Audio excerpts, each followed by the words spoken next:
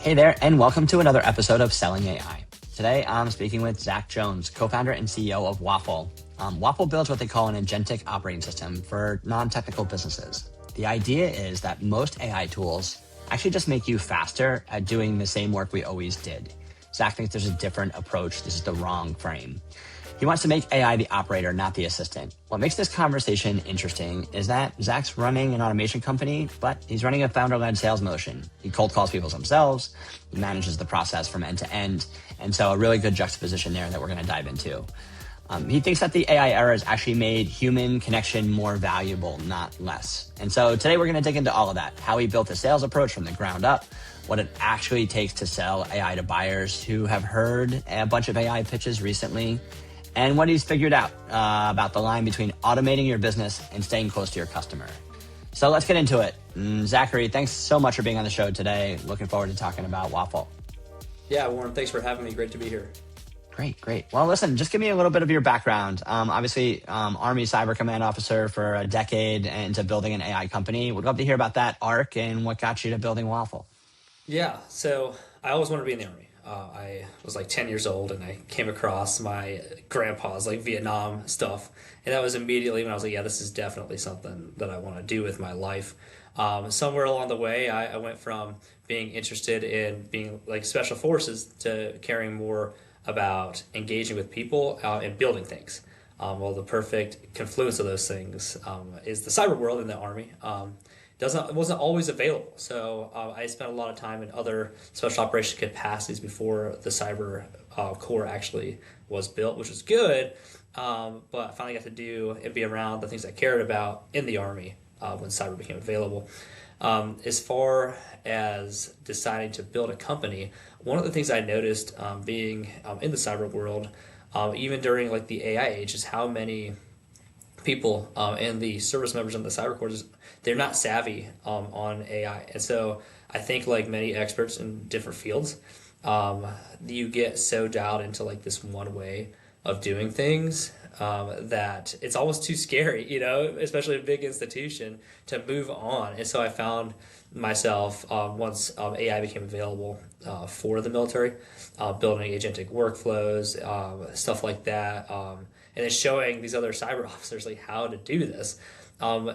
And it was when I was doing that it occurred to me, like I'm really still just using AI to be faster at a manual task, right? Even with these agentic workflows, I'm still in a loop doing uncreative things that are wasting my time. Around the time I started percolating on that, I went to grad school. And when I went to grad school, I as we were talking before we started this conversation, kind of a side gig in sales for an education business. While I was doing that, I started leveraging AI to help with my outbound, but I mostly was just doing exactly what I just lamented my peers were doing, where I would hop on or like in our case, we were using Zoom Info, and then I rolled over to Instantly later on when that became available, and still was just telling it what to do. So yeah, it was running my outbound, but I was still needing to start my to lay out my sequencing, to like the subsequence categories, things like that. I'm still thinking through all that. And it made me realize that most people are doing that. And so what got me into what I'm doing now is I'm from a redneck town where people are suspicious about AI. It's all boomer businesses, mom and pop businesses. So I'm close to that world. And I realized there's got to be a way to do AI in a way that actually helps them in a way that they see and notice, right? Because like they don't want to have AI just type me email, I copy, paste, send it, which is what a lot of people do, right? That level one AI savviness. They would be a lot more approachable and amenable to it if this was like, hey, this is your operator for your legacy tools. You don't even have to switch tools, right? So that you can spend more time doing the thing that actually matters to you. So I started toying with that idea. And that's the long and short where Waffle came from, is wanting to help non-tech businesses and wanting to help nonprofits even as well use AI in a way that actually makes sense, instead of adding just another tool onto their repository as an assistant. Give them their time back so they can focus on what matters to them. Most of these guys are purpose driven. I can't actually do any government projects right now, so I haven't been able to offer my services there beyond just day to day because I still have government military affiliation. But I'm looking forward to when that opportunity comes up because there's a job to be done there as well. Yeah, no, that's awesome. Yeah, so on the, I'd say non-technical business aspect, I've had this conversation a lot. Obviously, AI is some technology that's moving quickly. It seems like it's inundated our lives really quick. But then when you really take a step back, most of the real world like doesn't operate this way in a good way, right? So like I talk about like, great, it's gonna eat jobs and move really fast.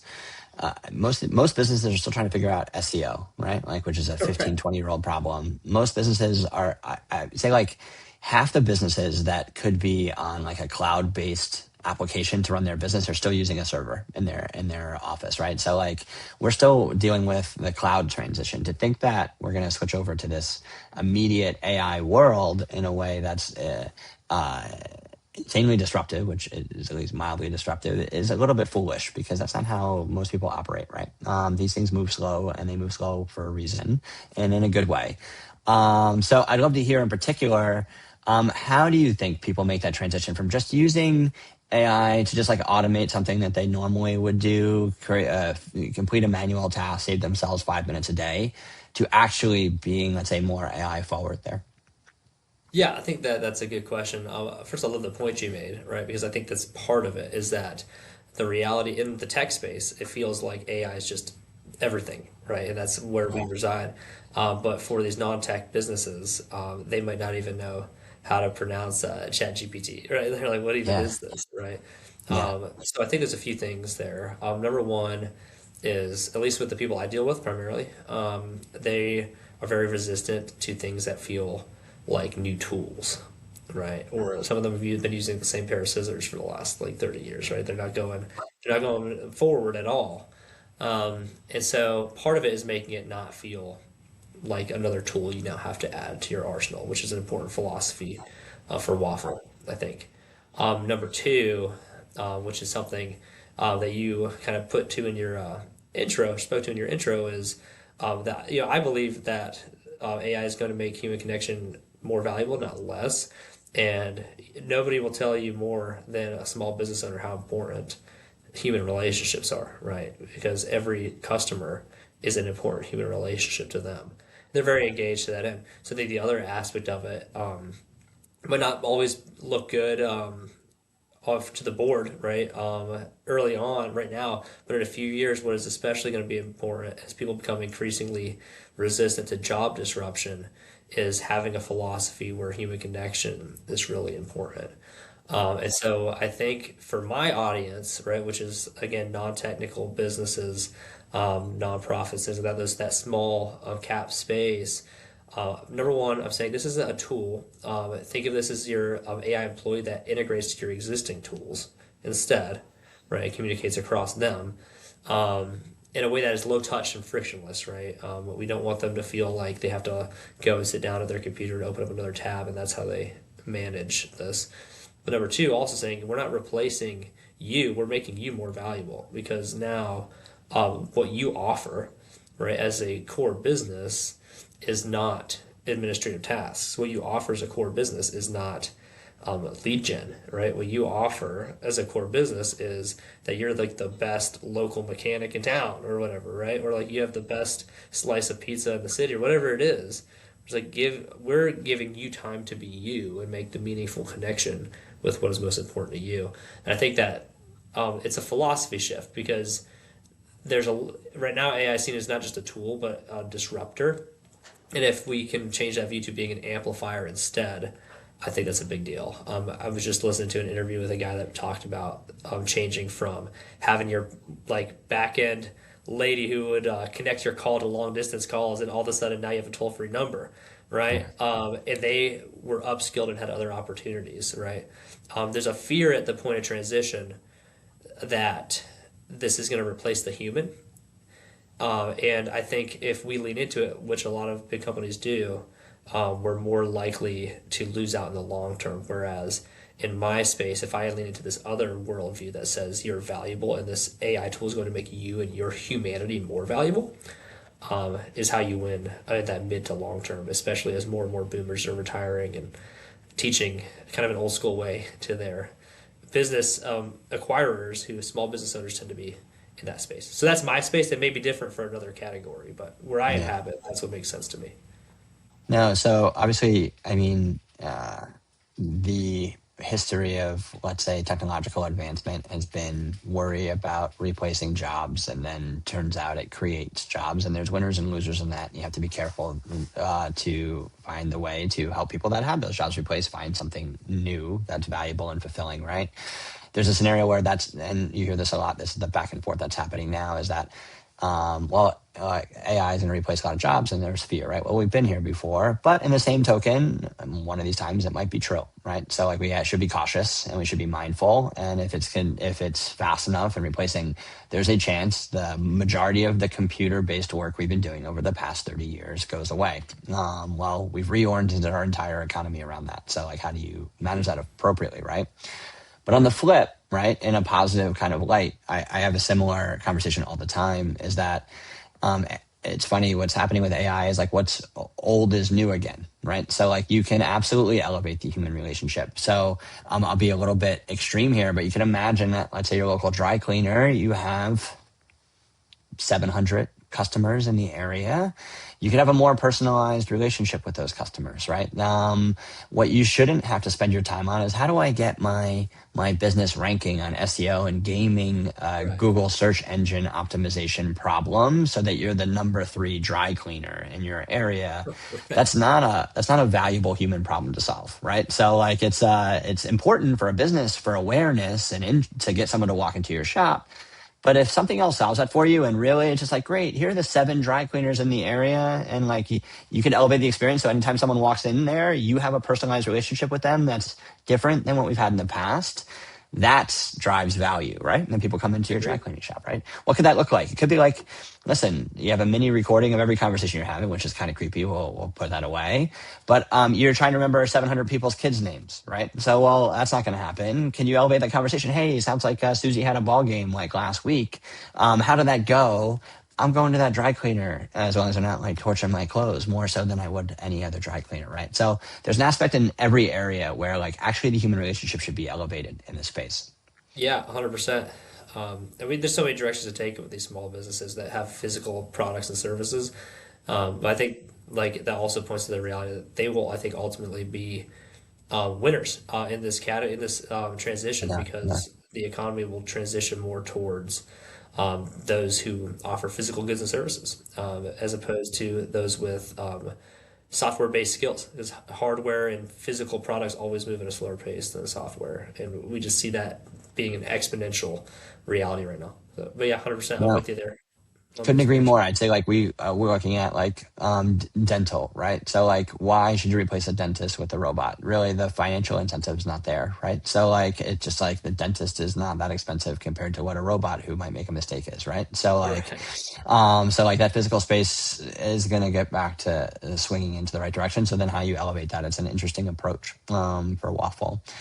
So you've mentioned you've using agentic AI for like 90% of everything you're doing at Waffle here. Let's start with the reverse. What's the 10% that you haven't been able to leverage it for?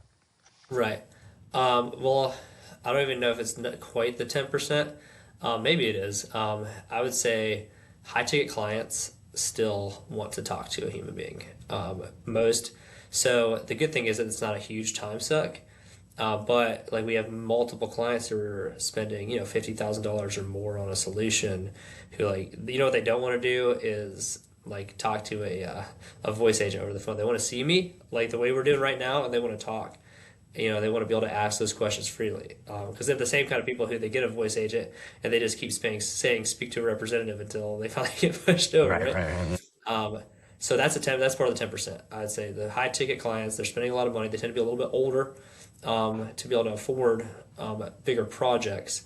They want that, and I also do outbound calls. I will do that for a portion of my day, and that's something that's not automated in our experience. So that's a decision there are ways to make that more automated out there. But for us, that's part of the 10% is a set amount of time where I make outbound calls. No, I totally agree. The human to human relationship, there may be a time where like people are talking to an AI, but I actually think what ends up happening is AI will talk to AI to eliminate the transactional part of the conversation. So you think about, let's say, discovery as part of a sales process. Like why I'm trying to figure out whether you have problems I can solve for, you're trying to figure out if I can solve your problems. Well, we can cut the crap on like some of that, right? But like beyond that though, after it is determined that it's worthy of continuing the conversation, which is really what that discovery call is, great. Like, how do you now? I need the human, right? Like, and maybe that's a little foolish right now, but I think most people are going to want that relationship, right? Because it's you're not going Right. to have a relationship with an AI your entire journey with someone, nor would you want to. So I think that's good elevation there. Are you finding something similar there in your sales process? Are you finding what areas are automatable and what aren't? Yeah, so I definitely think because of my space, with there being a lot of non-technical businesses, that I do see a world where a lot of that pre-discovery is done like agent to agent. I see that being a huge opportunity, but I also know that at least for now, a lot of the people that I'm working with, I may do an intro call. That's not like so I might actually, though we think that this is a warm and qualified lead. I may take the 15-minute phone call and just say, hey, this looks like it could be a good thing before they're even at discovery. Um, but yeah, I see it go. I would love to see it go more that way. I think that for again my audience, which is different than I guess if you're doing like more of a tech to tech company kind of a situation there, um, they're still going to want to have those conversations at least for the foreseeable future. At least the people that I work with. So, what I'd like to see though is a way, and our clients will have this because of one of the services we offer of those agents that are out there hunting for opportunities to make you more effective. Yeah, so I think that's a good look to it. But I still think that cold call is good for me as an early stage founder too, and I recommend this for when I do coaching calls with founders. I kind of do like a peer mentorship thing with other founders, and I always say like, hey, right now it is tempting to automate all of this, but part of your own ownership of the process is to know your customer really well, especially early on, and confirm that you're actually addressing the right pain points and that you can actually be the best in the world. This or is it unique, right? Because you might think you're offering something unique. And they say, yeah, I got like 30 emails this week from other companies offering the same exact thing. It's like, well, you don't know unless you're out there, and sometimes it requires that human thinking on your feet with those customers who are already cautious, to get those insights early on and make sure that you're building something special that can actually address an issue. Cool. Let's talk about the 90%. What are some of the coolest things you're doing with agentic AI? You talk about, again, not just automating all of the old tasks. What are some of the newer things that you're able to do that you couldn't even conceive of prior to some agentic workflows you built? Yeah, so one of the things I'm obsessed with right now, because we actually started as a dev agency, right? So we still do some custom dev projects for clients. Is create having a symphony of AI agents that can self validate, debug, and do extended tasks on projects, so that way we can sell leverage and not labor. I love that so much because we still do a human in the loop final look before we deliver to a client, but that gives us the ability to have an agency that still has a dev component but have lives. It's very in this space. It's very easy to be stuck on the labor intensive side of it, which is crazy because we should be on the cutting edge, and that's what we're doing. Another thing that I really love, that is agentic, and we do this for our some of our clients if this is a need that we assess they have, is an adaptive AEO optimized website that like you have agents that are scraping what's working and terms and hits and like all those issues that you would want to know about in your SEO optimization, but then adapting in real time for you, so that way you don't have to like now call me and say I need a new website. And like, no, you don't. We'll just it'll your AI agents are like making sure without making meaningful content changes prior to your approval, making sure that you're maximizing your reach. Those are great things. They make it a lot. easier for us to do our job because then the human side of those kinds of projects is spent more on complex tasks that we still can't quite mentally peel ourselves away from. Um, I like it's not complex, but you might enjoy this too, or other people will. Is like I love that I don't have to send invoices that like various events of the workflow trigger Right. the AI agents to activate that next part of the workflow so I don't have to think that I sent the invoice, is the invoice paid, right? Like I get my updates from my financial AI agent that tells me that invoices have been paid or they're late. And this is what like your MRR looks like. This is what you're spending. This is where spending has changed. So I don't have to think about it because money is super important. But man, do I hate logging in and I don't want to look at it. If it scares, I don't want to Yeah. see my business account. I just want the AI to tell me what we're up to. So Gotcha. from complex to maybe more simplistic, but still important aspects of the business. That's awesome. What are some examples of things you've done for like a physical business, smaller scale that have been helpful, well received as part of these ethos of like, let's not give them another tool, let's just give them a better outcome. Yeah.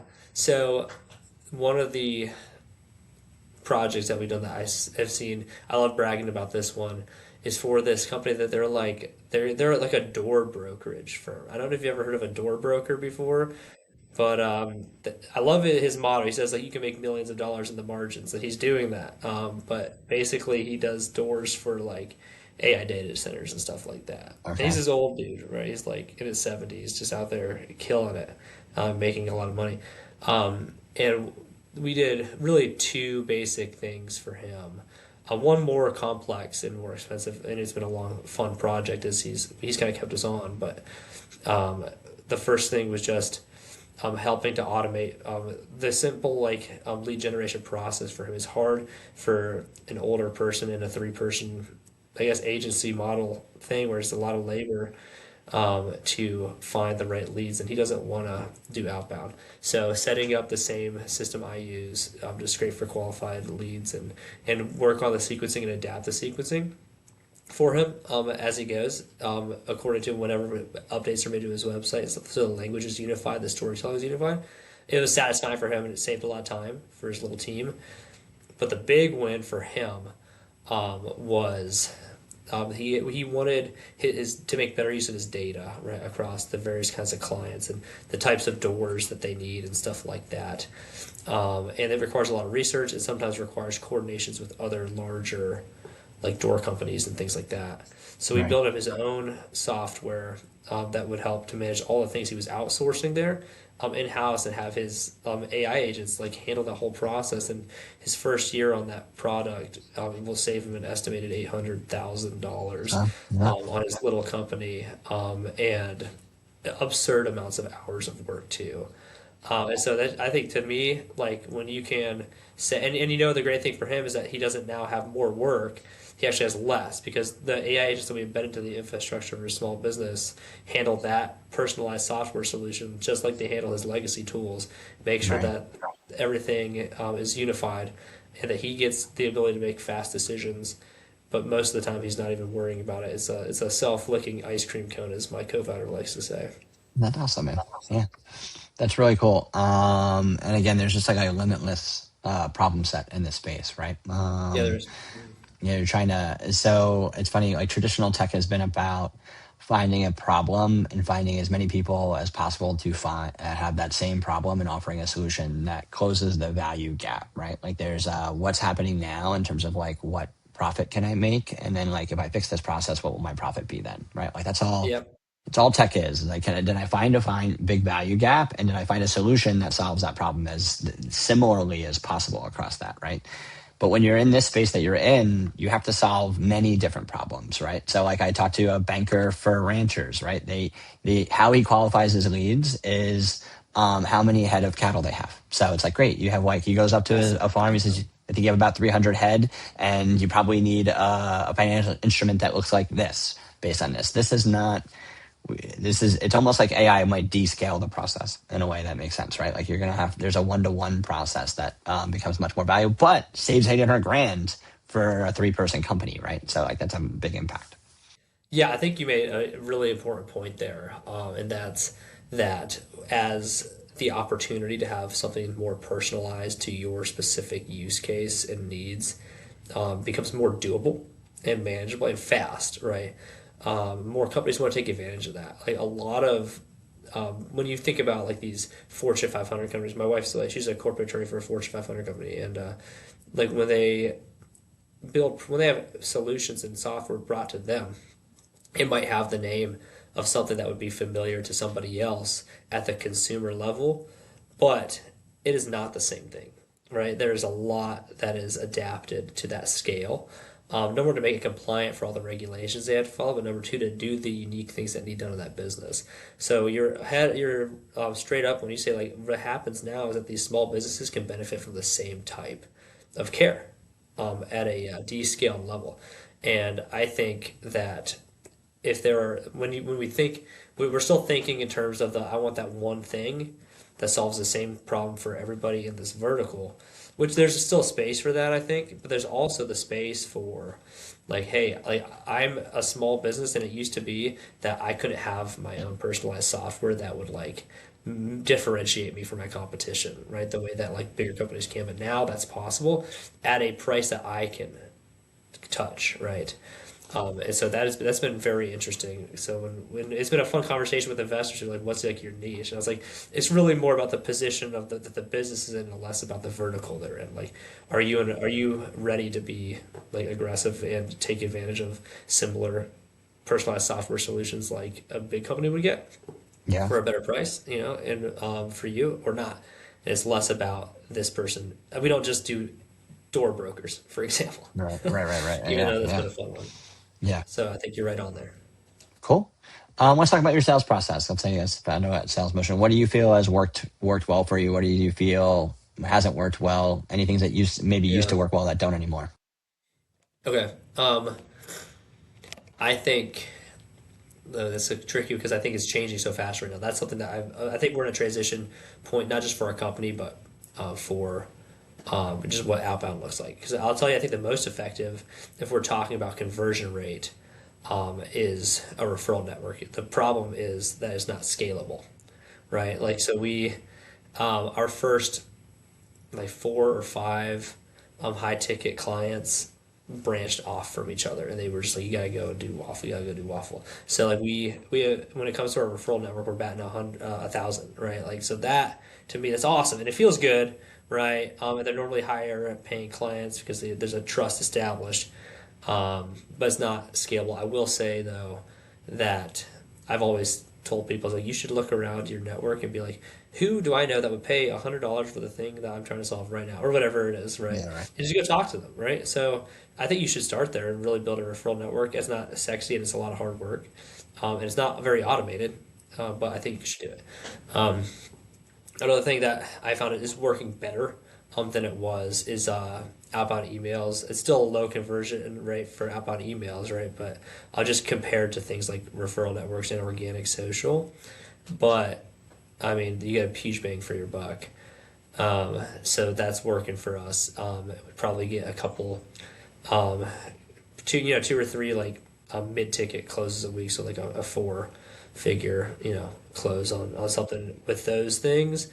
And then organic social media, I would tell people that as much as I wish it was all like things that I don't automate my personal social media, so I again this is you can right if you use Threads. There's a couple ways you can do it. Like there's a cool app called Black Twist, one called Bobbins, one called Threadify. So I would tell people who are trying to really expand their reach to get savvy on Threads and use their organic social there. You can use those apps to automate the whole process. You don't actually have to post. Right. I still do because I just kind of say I'm going to set 30 minutes of my day, and I'm just going to do at like 4:30 in the morning. I'm just going to like schedule things. Right. Right. But we get a lot of we've had a lot of pull from organic social media. People want to see you and not like your business account, and they like it when then they hop on a call like this. Like, oh, you look exactly like you did in your profile picture. You are a real human being. That's really cool. Right. Right. And we've closed, like probably about six figures of deals this year from Threads. So not like nothing crazy, but enough that I'm like that's definitely worth my time Yeah. versus if it versus like TikTok, which I get nothing out of that. So, Right. but, but that's me. Those are some vehicles. I think some of the things that will get you started aren't scalable, but you should still do them, and then Yeah. turn your attention more towards the 90% that can be automated as you grow, because the time suck isn't worth it anymore at that point. Yeah. The way I've kind of looked at this is, um, uh, most people just do cold email. Yeah. Most people are afraid of other channels. For like five, Right. 6, 7 years, we've known that multi-channel, meaning email, phone, LinkedIn, works pretty well. That's working less well than it used to. One, LinkedIn's kind of really honed down their algorithms in a way that like makes it harder to get out to new people just by consistently posting on LinkedIn.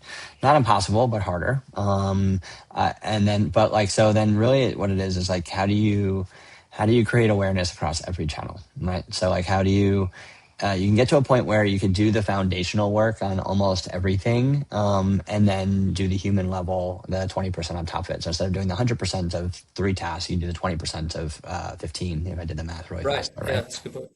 Yeah. So like, and it's just all, unless you have something extremely viral, a problem no one's ever solved for, you solve for that problem really well. You have early stage investors, and then you're in part of the YC ecosystem that just takes off on its own. It's going to be hand-to-hand combat for a while. And so referrals is a great It is. example, right? Even just your network referrals. I found this personally, and I would love to hear your feedback. So I have a pretty robust network just for being in, let's say, the work environment for 25 years and staying in touch more than most with folks. You ask people for referral, everyone will love to do it. Yeah, absolutely. Let me think about who my network might be someone good to speak to. No one does it. It's hard leap to think about. Lauren has this sales software. Do I know in sales that might be interested? And then let me reach out to them. But if you go into their sales navigator and say like, here's their second level connections, pull out the titles that make sense. As here's the list of 50 people that would be good of an introduction. Here's the messaging for those folks. Who can you put me in touch with? That like 10x is your referrals, but that's hard work and you can't automate it, right? So like that's the hard part of this stuff, and how you get through while the cold email engine's running and people are getting awareness. They see your name, they see your face, you call them up, you kind of like get a couple no's and eventually get to a yes. You have to almost just overwhelm the market with different content. You finding the same Yeah. kind of approach? Yeah, I love that. Yeah, no, I agree. I think that's why I still do the cold outbound emails, hundreds and hundreds like a day. It's because, and I mean, I'm not like that is something that is Yeah, automated in my life. right. But the reason is I kind of the way I tell my team is I'm like, it's kind of like you're out in like a freaking like desert digging for dinosaur bones. Like at the end of the day, like you have a bunch of people digging in a bunch of different areas, but there's a T Rex out there somewhere, man. You just like, but you have to keep digging, otherwise you don't hit it. It's a law of averages thing. Um, Especially for me, that's why I still do the cold calls, man. Is I'm like, I don't do a lot, but a few a day, and I make sure that they're highly qualified. Because I'm like, if I make 10 calls, I might get seven no's before I get a yes, right? Well, I might even get nine no's before I get a yes. But the key is not to quit at seven or nine, right? Because that you overwhelm the market. There's a yes out there. There's a yes out there for everybody. There's a yes out there for like Snuggies, like there's a yes out there for your Yeah, software solution. You just gotta yeah, all right. be willing to persist and do that work, as you're saying. That's awesome, and it's moving fast. So sales is the perfect capitalist market where something that works for a little bit, and then people recopy it, and then it doesn't work anymore, because what you're trying to do is get people's attention, and if everyone's doing the same thing, you can't get their attention anymore. Exactly. Yeah. So it's the ultimate space in here. So like every edge, billboards is the new funny, stupid San Francisco tech thing, right? Like people put up billboards. What's old is new again, right? Well, now there's billboards everywhere. So like who eventually you're going to get to a point where billboards don't work, right? It worked for the Yeah. first three, went viral, it was awesome. 50 people do it, billboards don't work anymore. So Yeah. Yeah. it's pretty 100%, fun. man. Yeah. Yeah. Cool. All right. Let's say future looking. How are you? Again, this is predictive and impossible because it's moving fast. What are some things you think might be different about the way we work 1 to 4 years from now, and maybe like in particular in this kind of like physical local space that you're in? Yeah. I think that's a great question. One thing that I think is going to be different, and I am seeing this already, is that the midterm, I think we're going to see like small and mid markets kind of businesses really thrive in this space because now there's opportunity at a lower cost for them to be competitive. But what I do think, one thing that might be different in the market is that you'll see less of various professional services because you can possess more of the market now, right? I don't think it necessarily means that now like the accountant down the street is out of business because of the accountant the next town over, but I do think they could be more likely to be absorbed. So I think that you can see more of a transition to an acquisition strategy and a buyout, and like saying like we can, like it's better to join them than lose them kind of a situation at the lower level. That's something that I don't think is a popular opinion, but I think that it's coming. As far as how we will work differently, I think that over the next year or two, I think that the desire for what all kind of reach agentic AI is going to have in businesses will probably peak. I think that there's a point because of the economic disruption that like we know just like every other tech wave that normally when there's jobs that are taken, even more jobs are offered, right? Because something else needs to be done, right? The former president of Tesla said, like, hey, when the Excel sheet came out, like the actual Excel sheet, people were like, oh my gosh, all these people that are just manually computing this data, they're all going to be fired.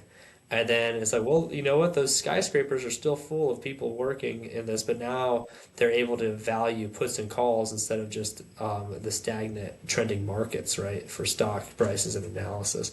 So I think in the same thing here, like if we did a better job in the tech world communicating that, we want to see what's going to happen next. But because we're not, because fear moves markets, and normally it unfortunately moves for like frontier models, like it moves it in their favor in the stock market. Um, we'll see the peak, and when that peak happens, what you'll see is a lot of the transactional space, a lot of most of the administrative work, stuff like that. I think will be agentic and agent to agent. That's why we're moving with such an urgency on like cross organizational, cross communicational agents. Hmm. But then I think what ends up happening is that people in their roles, you're not going to see as many generalists. You'll see very, like everybody, I think will end up being very specialized because now the value is not like I'm not the accountant, like I'm a tax strategist for agriculture in particular. I've trained my agents like on my native data, right, to Yeah. be really good at this one thing. So I think you'll see a lot of specialized people doing only one or two things with their time and at work, and agents run the show. And that will also, I think, truncate to smaller sized businesses. And that's why they'll have to specialize because there's not going to be room for 10 general service. Like I'm just using the accounting analogy because it was just finished tax season and I just got my return, or I Yeah. wish I got a return. I actually owed this year, unfortunately. Yeah. But what I see is like the requirement to specialize because there won't be space for that many generalists anymore because of the access to data. I think that'll be unique and interesting.